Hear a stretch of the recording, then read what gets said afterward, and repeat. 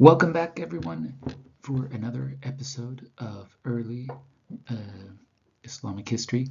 We are going to be talking about the Second Civil War, or Fitna. If you remember, there was a first civil war in the year 556 to kind of 561 or so that ended up with the victory, slightly unintended, of Muawiyah.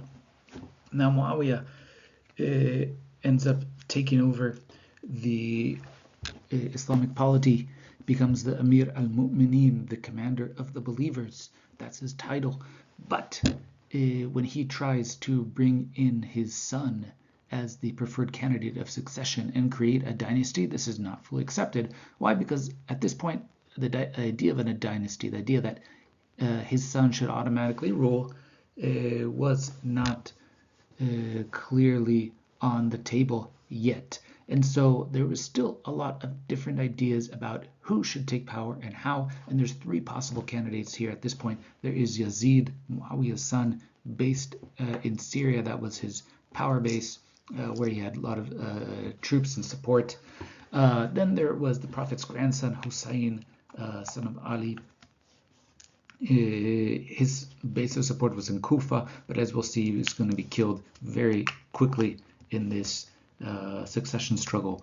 And then finally, there is another figure, Abdullah ibn al-Zubayr. Ibn al-Zubayr, as he is known, son of al-Zubayr, was actually a relatively close companion of the Prophet, and his base of support is Medina.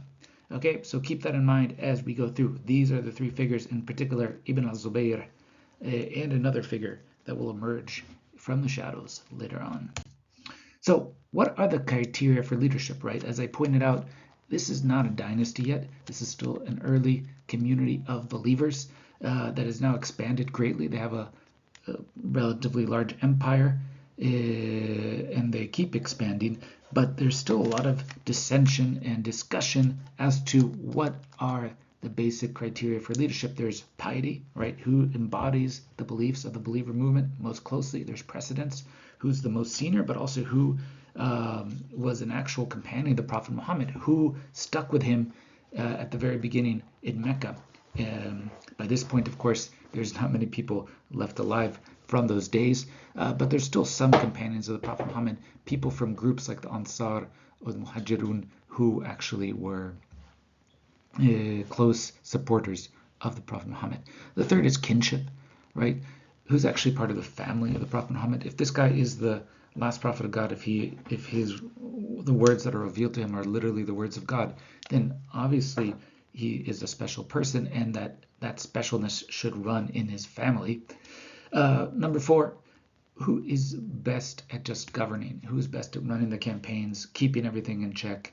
The most expedient political leader is the fourth criteria, that is effectiveness. So between all of these are different kind of claims as to why one person should be the leader over the other. One of the first people to challenge Yazid's claim to succession is Husayn, the Prophet's grandson, the son of Ali.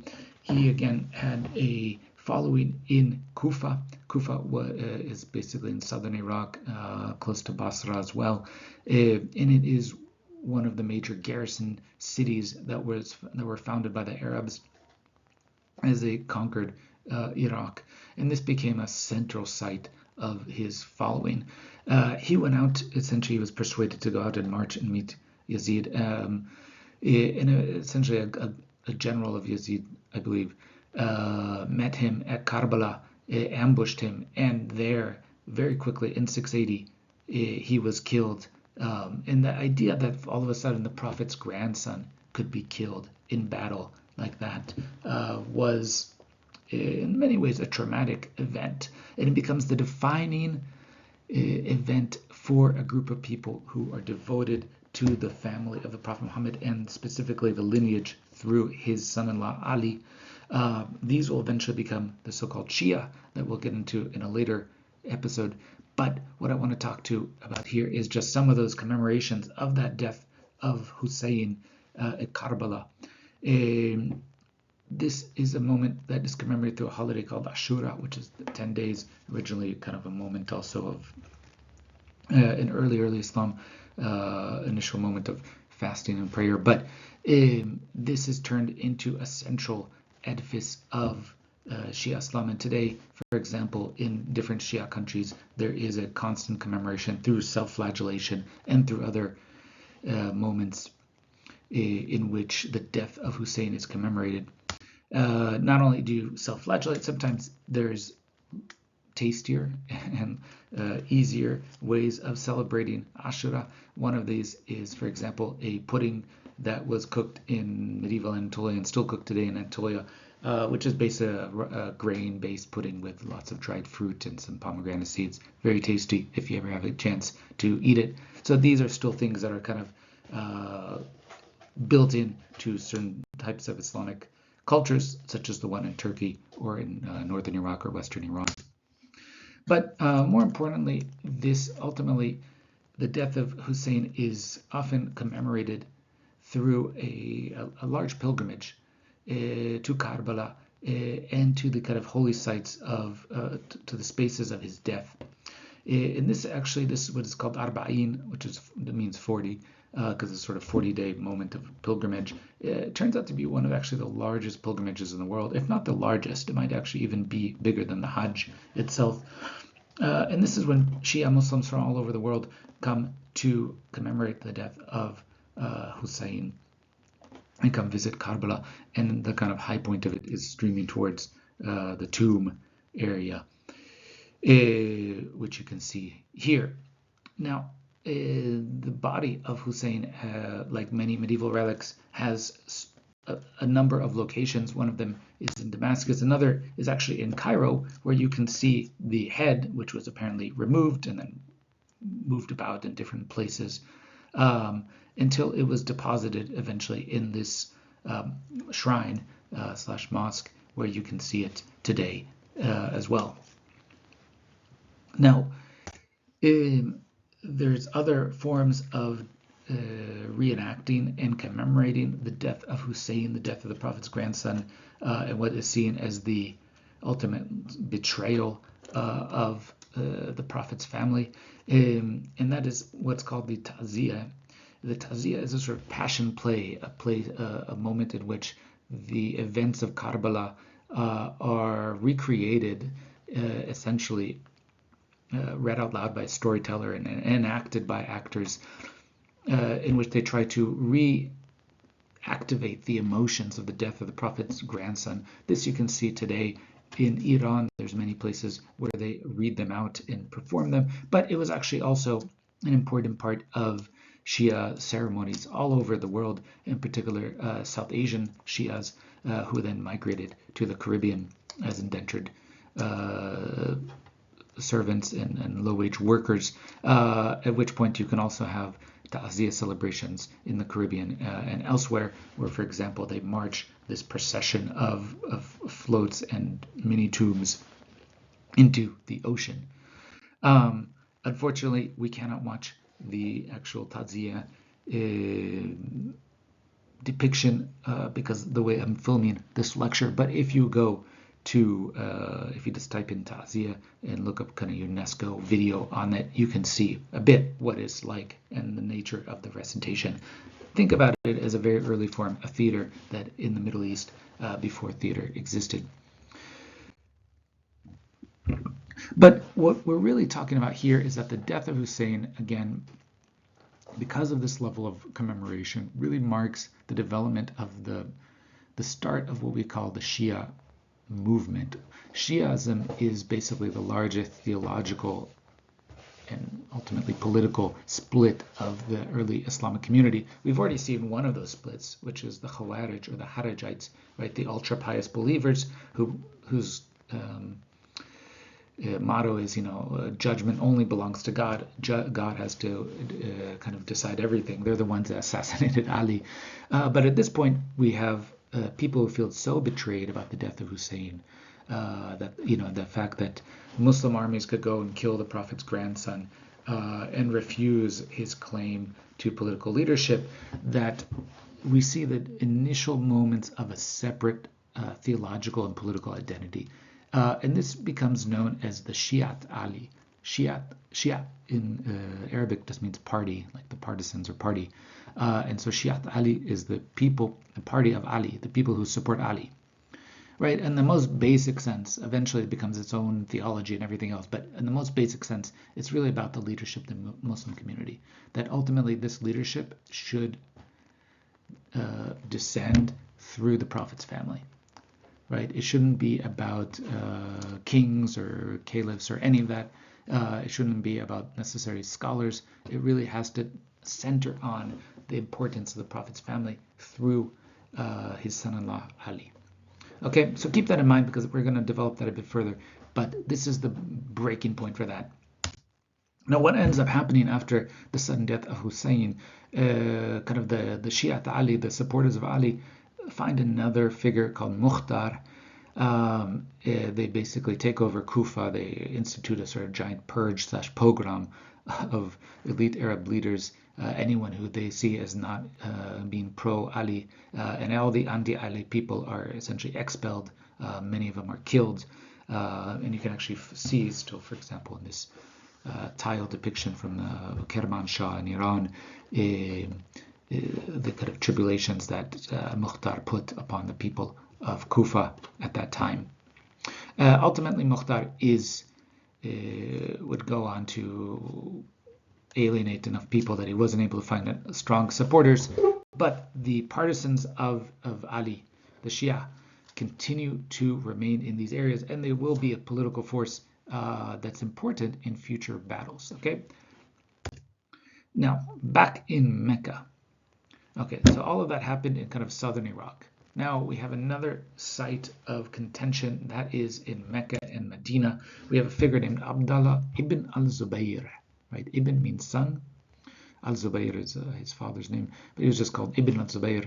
Zubayrson is, you might want to translate into English, but his kind of base of operations was Mecca. He had a lot of strong support from the people of Medina because he was the first child of the community in Medina, right? So once the early Muslims migrated from Mecca to Medina, he was kind of their first official Muslim kid. And he was basically 8 years old when the Prophet died. And he took a major leadership role, right? So he was leading fights against the Byzantines. But at the same time, he was apparently a bit aristocratic, very snobbish, refused to kind of be pragmatic about his political alliances. So, for example, he could have allied possibly with the Shia, and the Mukhtarites, and kind of created a joint front against Yazid in Damascus, but he didn't. Instead, he decided to remain independent and try to keep his own way, and this ultimately would cost him. He went out and met with Yazid, or rather Yazid's troops went out into Mecca and Medina. And the first thing is that actually Medina is reconquered by Yazid's troops. Apparently, even some of the supporters of Ibn al-Zubayr, the Madanese, are actually enslaved in this process. And then he moves on to Mecca. Right, so it looks like Yazid has the upper hand. Ibn al-Zubayr is stuck in Mecca under siege, but he's forced to call off this siege. He has to retreat. Ibn al-Zubayr rebuilds the Kaaba after Yazid's siege. So remember, the Kaaba is this giant black cube in the center of Mecca. If you're a Muslim and you go on the Hajj, this is kind of the high point. You stream around the Kaaba. The Kaaba here is this old house of idols, which Muhammad went in and kind of destroyed the idols after reconquering Mecca. This Kaaba gets destroyed a few times, and Ibn al-Zubayr is one of the first to kind of rebuild it and turn it now into a central aspect of Islam and of Muslim ritual, even more so than before. So Yazid has to pull off this siege. He has to retreat, and he goes back to Damascus to deal with some problems there. But while in Damascus, he actually dies. So he loses the initiative that he had. His heir, named Muawiyah II, also named Muawiyah, we call him Muawiyah II, basically dies after a few years in power. Now there's no clear heir, right? They have a complete power vacuum on the Umayyad side. Now, it's not clear at all what's going to happen. This is where it gets complicated. Basically, the Umayyads, this Umayyad clan, search high and low for someone to kind of take over the leadership. And they find eventually a guy named Marwan, very elderly, but with a lot of credibility, at least in the clan. And then he takes over and he starts off the Marwanid branch of the Umayyads, right? So before there was the Muawiyah branch, and now there's the Marwanid branch. He manages to defend Damascus from the attacks of Ibn al-Zubayr, but because he's so old, he also dies after a few months, and then his son al-Malik takes over, and it's al-Malik, as you can see here, that is going to be the major figure for the next few decades. Okay, what does al-Malik have to do? One, he has to beat off the Byzantines. So the Byzantines, sensing weakness and infighting amongst the new Muslim polity, are like, this is a good time to invade. They sent out proxy invaders, etc. Malik defends Damascus from them, sets them out, takes out another pretender, has to reassert control of Egypt, finally heads down to Kufa, eliminates Mukhtar, and then he sends out his general, this guy al-Hajjaj, who is known to be extremely strict, extremely tough, very almost brutal figure. He sends him out to Mecca. Mecca is again now put under siege. At this point, the Kaaba, I don't know if it's destroyed again, but it is also heavily impacted. Mecca is at this point slightly destroyed, and then 692, Ibn al-Zubayr is defeated and killed in battle, and this ends the civil war. At that point, there is just one figure, which is al-Malik, who is no longer Muawiyah's direct son. He's not even a close relation, but he is in the same clan, this Umayyad clan, and the Umayyad dynasty is now sort of established, right? So it went like through a few different lines, right? Muawiyah, his son Yazid dies, Muawiyah too, then Marwan, and then al-Malik, all in a few space of a few decades, a decade or so. Now, after this brutal civil war, which lasts quite a while, there's not a lot of legitimacy left for al-Malik, right? He, in this process of the civil war, basically, Husayn has died. The Prophet's grandson has been killed. Mecca and Medina have been destroyed. The Kaaba has been destroyed. Like, people, essentially everyone who's left who knew the Prophet has died in some sort of battle with other Muslims.